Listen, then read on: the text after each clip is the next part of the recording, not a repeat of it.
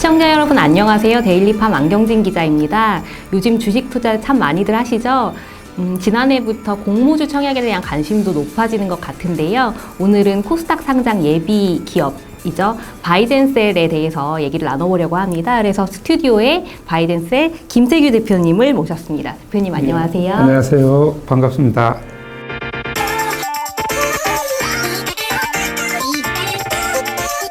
네, 김태규 대표님은 지금 가톨릭대학교 의과대학 교수랑 또 바이젠셀 대표이사를 겸직하고 계세요. 2013년도에 바이젠셀을 창업을 하셨더라고요. 그래서 가톨릭대학교 의과대학에서 기초 연구를 통해서 임상적인 효과를 확인하고 이제 면역세포 치료 기술을 기반으로 해서 회사를 세우셨어요. 이제 국내 최초로 T세포 치료제 임상 연구를 시작해서 최다 연구 경험을 보유하고 계시다고 또 이 분야 권위자로 알려져 있으신데요. 상장을 준비하고 있으시잖아요. 예. 좀 최근에 기술성 평가도 통과했다고 들었던 것 같은데 일정이 좀 어떻게 되나요? 예, 우리가 3월에 기술성 평가를 통과하고 4월에 우리가 상장 예비 심사 청구를 했습니다.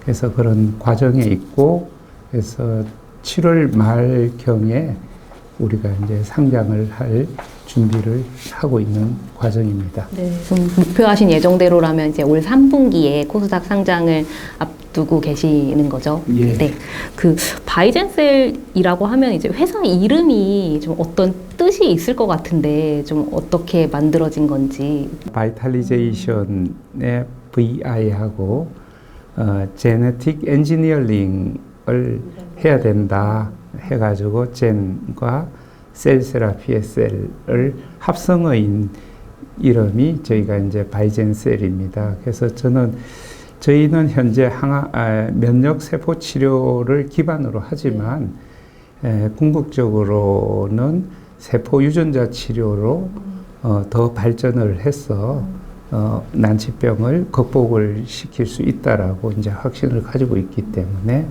초기 회사 이름부터 바이젠셀이라고 이제 그 여러 가지 의미를 담아서 회사명을 짓게 되었습니다.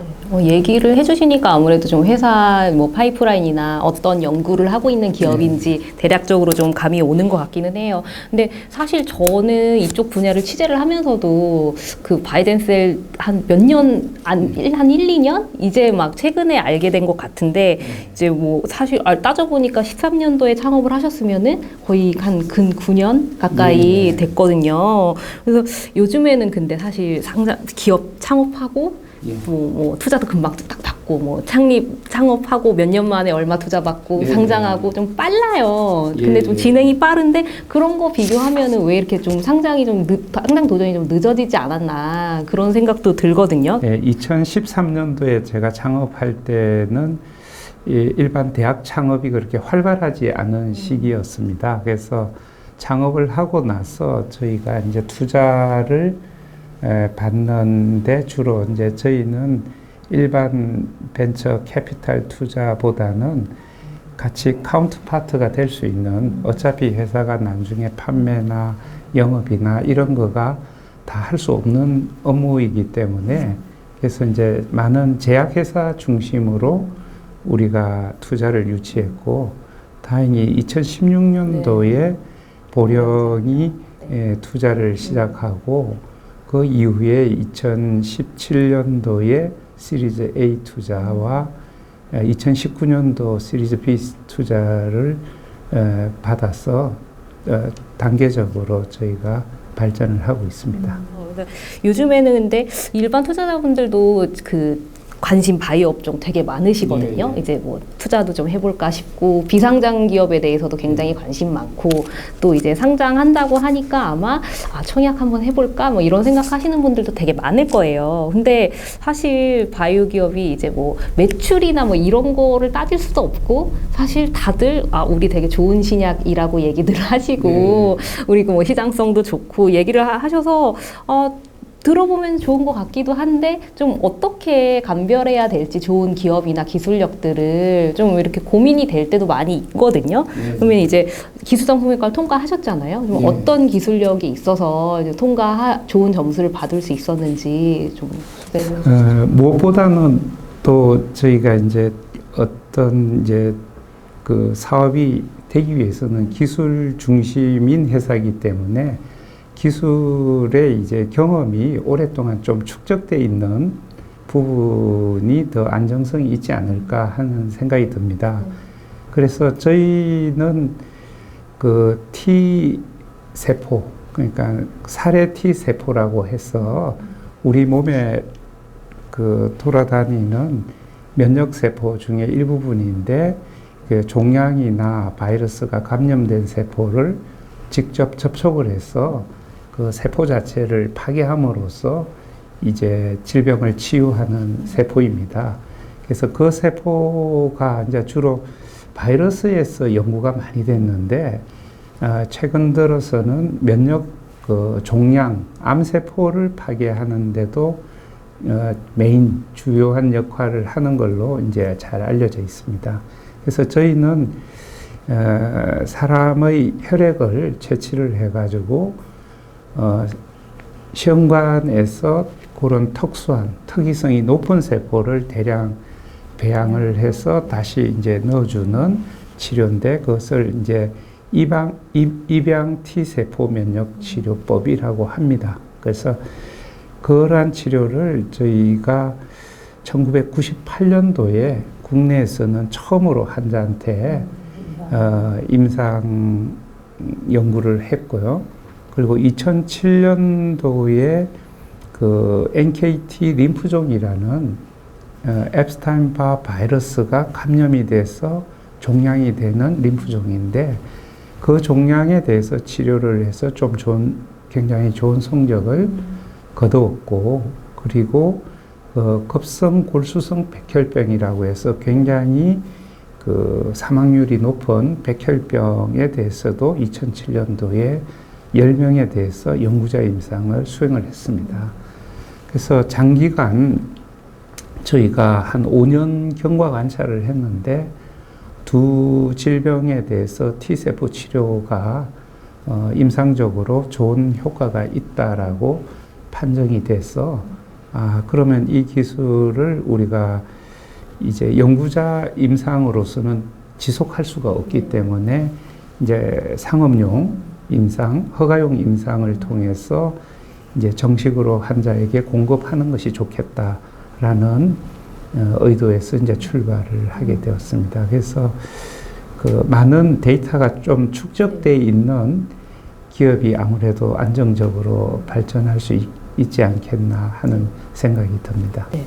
그럼 말씀하신 것처럼 예를 들어 요즘에 많이들 얘기하는 뭐 카티 세포 치료제 얘기들 많이 하는데 그런 것처럼 이제 직접 주입해서 이제 시술적인 개념이었는데 그거를 플랫폼화하고 상업 이제 허가를 받을 수 있는 치료제로 이제 양산하는 과정이 이제 그 이후에 진행이 되는 거잖아요. 그래서 바이젠셀 제가 알기로는 플랫폼 기술이 굉장히 많이 있더라고요. 제가 왜냐면은 뭐 플랫폼 기술 기반으로 이제 그 기술 수출도 하고 플랫폼 기술이 있으면 파이프라인을 뭐 좀 다양화하는데 도움이 된다고 많은 기업들이 요즘에 어필을 많이 하는데 좀 세 개나 된다고 해서 좀 인상적이었어요. 어떤 좀 기술인지 근데 좀 쉽게 좀 어려워 좀 T림프구를 잘 배양하는 기술로 이제 우리가 플랫폼 기술을 하나 가지고 있는데 그것을 이제 저희는 그 T자를 넣어서 바이티어라고 하는 플랫폼 기술을 가지고 있고요. 그래서 그 기술을 기반으로 저희가 NKT 림프종이나 급성 골수성 백혈병 또 최근에는 그 뇌종양에 대해서도 이제 파이프라인을 개발하고 있고요. 네. 바이티어 그래서 바이티어 기술 하나 설명해 주셨고 그 감마 델타 T 세포 기반으로 바이 레이저인가? 그래서 감마 델타 T 세포가 동종으로 사용할 수 있는 유용한 세포인데 이 세포를 기반으로 하는 플랫폼을 감마 델타에 이제 R자를 넣어서 바이 레인저라고 이름을 지었습니다. 그래서 저희가 바이레인저 기술은 카티와 유사하게 카 유전자를 전이해서 범용으로 사용할 수 있는 세포치료, 차세대 세포치료제로 준비를 하고 있습니다. 그래서 바이티어와 바이레인저가 항암 면역 세포치료제 군에 해당되고요.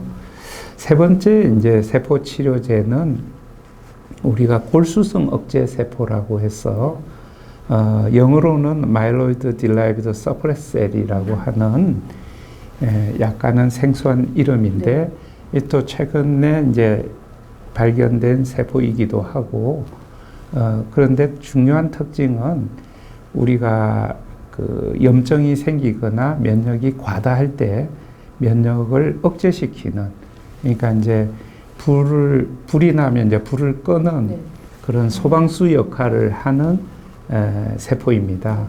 그런데 이 세포 역시 이 세포의 정체는 알고 있는데 대량으로 배양할 수 있는 기술이 아직은 전 세계적으로 없습니다. 근데 우연히 저희 연구실에서 이 세포를 대량 배양할 수 있는 조건을 확립하고 그렇게 해서 이 Myeloid Derived Suppressor Cell의 M자를 차용해서 저희가 바이메디어라는 그 플랫폼을 가지고 있습니다. 그래서 바이메디어는 이제 주로 그 조혈모 세포 이식 이후에 이식 거부 반응이 있는데 그 이식 편대 숙주병이라는 아주 치명적인 거부 반응이 있습니다. 그래서 이 바이메디어를 이용해서 그것을 치료하는 파이프라인과 또 아주 악성 그 아토피 피부염 또 굉장히 심하게 되면 굉장히 어려운 질병입니다. 그래서 그것을 치료하는 파이프라인 2개를 지금 저희가 개발하고 있습니다. 그러니까 플랫폼이 맨 처음에 바이티어 플랫폼 기술을 만들었고 이후에 차츰 연구를 하시면서 이제 확장해서 세 개의 플랫폼을 보유하시게 된 거고요. 임상에 대해서도 아까 말씀을 하셨는데 그 플랫폼마다 이 파이프라인이 있고 그죠. 임상 단계가 조금씩 다른 것 같더라고요. 제가 보니까 바이티어 플랫폼 기술 관련해서 신약이 제일 개발 단계가 앞서 있었던 것 같은데 맞나요? 바이티어 플랫폼 기술에서는 아까 말씀드렸듯이 NKT 림프종에 대한 VT-EBVM이라고 하는 파이프라인이 있고요. 임상 2상을 지금 진행을 하고 있습니다. 한 중간 정도 이상을 진행했고요. 그리고 급성 골수성 백혈병에 대한 VT31A라고 하는 파이프라인은 지금 IND 승인을 받고 임상 진입 단계에 있습니다. 그리고 임상을 시작하게 되는 예. 그리고 저희가 또 바이메디어는 바이메디어 VMGD라고 하는 파이프라인은 이런 이식편대 숙주병에 대해서 이제 치료하는 파이프라인인데 그 역시 이제 작년에 IND를 받고 올해 이제 임상을 준비하고 있습니다. 는 임상 단계 파이프라인만 한 3개예요. 그래서 좀 개발이 다른 뭐 벤처 기업들이나 좀 이런 다른 신약 개발 업체들에 비해서 좀 빠른 편이지 않나라는 생각이 들었거든요. 이제 NK T세포 림프종이랑 급성 림프구성 백혈병 관련해서 임상을 하신다고 했는데 이 임상 자체가 이제 제가 알기로는 이상을 조건부로 해가지고 이제 승인을 받겠다. 이상 임상 결과를 근거로 또 그런 목표도 있으셨던 것 같은데 좀 그 부분에 대해서도 좀 소개를 해주시면. 부분은 일단 저희가 그 연구자 임상을 통해서 오랜 경과 관찰을 하고 동일한 그 품목으로 저희가 이제 임상 시험을 하기 때문에 일단은 임상 1상을 면제를 받고 바로 이제 임상 2상을 가고 또 그 질병 자체가 희귀 질환이기 때문에 희귀 의약품으로서 이제 조건부 허가를 받아서 우리가 임상 2상을 끝나고 나면 바로 이제 판매를 할 수 있는 그 조건입니다. 그래서 주력으로 그 부분을 이제 저희가 잘 완성을 시켜서 저희 기술력과 또 매출을 일으키고 또 그다음 이제 확장을 할 예정에 있습니다. 그리고 그 EBV라고 하는 앱스타인 바 바이러스라고 하는 바이러스의 종양은 NKT 림프종뿐만 아니라 다른 그 림프종에도 굉장히 많이 분포해 있습니다. 표적이. 그래서 저희가 1차적으로 그 파이프라인이 완성이 되면 확장성이 굉장히 있습니다. 좀 다양한 암종, 림프종 관련해서 다양한 분야로 조금 활용 가능성이 있다고 보시는 거죠.